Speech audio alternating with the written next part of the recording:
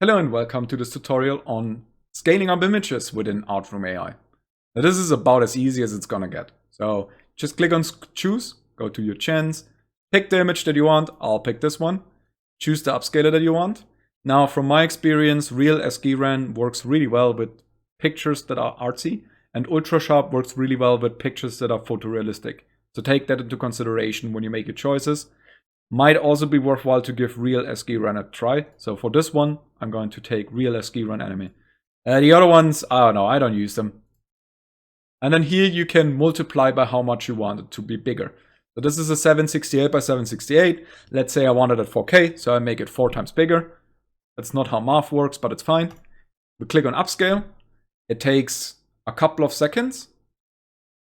And then Upscale has completed. And in your chance folder, there is now a new folder called Upscale Outputs. And we can go to that Real SGRAN Anime.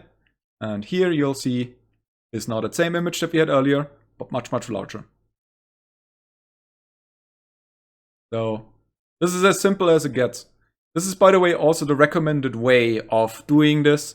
Upscale your image and then load that upscaled image back into your Paint tab. And then do that image variation thing on the upscaled image. Because if your box gets too small, it generates terrible images. And then finally, just so you've seen it, there is the image viewer. Now, as you can see, I was generating the same image over and over. Please feel free to judge me. You can click on this and you'll see all of the settings that you want to know. Yes, I was having glory hole as a prompt because I'm an idiot. And yeah, you can copy all settings, put them in at the start, and get the settings that you need there. That's already it.